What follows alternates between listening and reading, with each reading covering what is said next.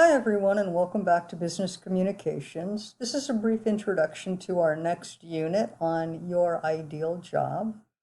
And for this unit, you have one chapter to do, but it's out of order. So pay attention to the due dates here.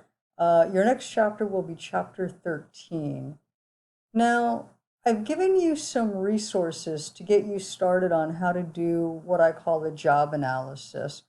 Eventually, you're going to be doing an analysis and a resume. You're actually going to include your resume in this unit twice in our discussion, where you'll get some feedback on your resume, and then also in your final job analysis report. But this resources page will get you started. And what I want you to do is I want you to think about the big picture. What type of industry are you interested in working in? Now remember, when we did your brand, I said to you, you're probably going to work for yourself and for somebody else. You might even do that at the same time. For your resume and for this job analysis, I want you to think about working for somebody else. And so what type of industry might you apply for a job in? Now, obviously, the economy is doing some very interesting things right now. Some industries are temporarily contracting. Other industries are expanding. So for example, online technology, digital technology, that's been expanding for a while. And even with our current pandemic, that's not changing. On the other hand, the way that we do hotel and hospitality, the restaurant industry, that has been contracting, especially tourism in places like San Diego. Now that may come back. The question is, will it come back in the same way? So we call these industry trends, and you want to be aware of that when you're going into a certain job market. So you want to think about what's the overall industry, and then you want to think about these questions. Is the industry growing or shrinking?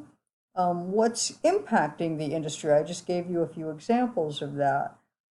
You might pay attention to where the jobs are in different parts of the country.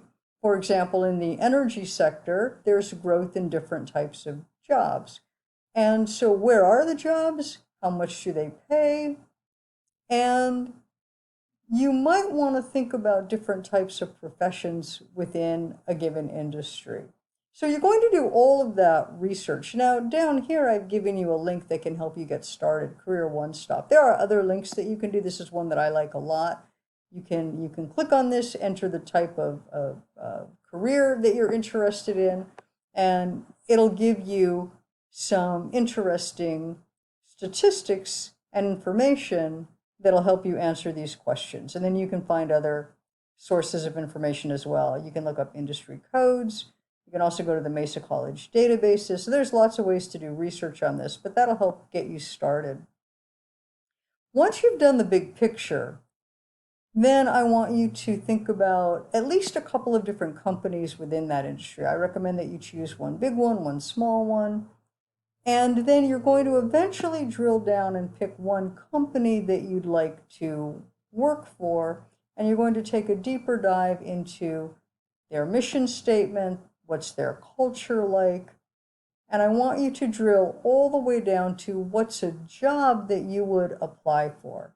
And this is where the resume component comes in. So we're starting big picture, the industry overview, and then we're drilling down. Compare a couple of different types of companies, and then we're drilling down further. Where do you want to work? What's the job that you're going to apply for? And pay attention, because it says this several places in my course shell here. Pick the job that you think is feasible for you, either right now, perhaps as a job or an internship, or maybe by the time you graduate. So feasible right now or when you graduate. What are the skills that you need? And then what I want you to do is target your resume very specifically to that job. All right, so let's go back out here to our course homepage, your ideal job. I just showed you the resources. These are some tips for putting your resume together. This is the discussion in which you will post your resume.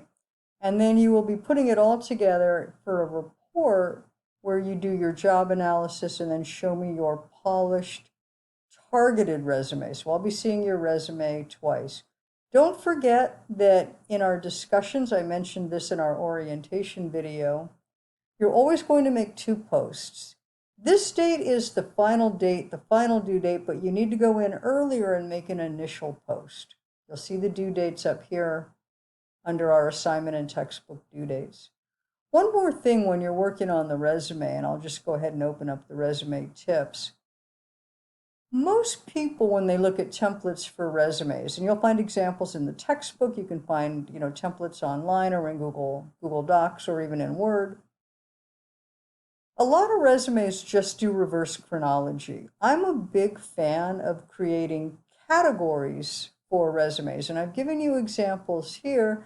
You can even create subcategories. I don't like to see a lot of generic lists when people say, oh, I'm organized or I have good time management. I think that sounds a little bit trite.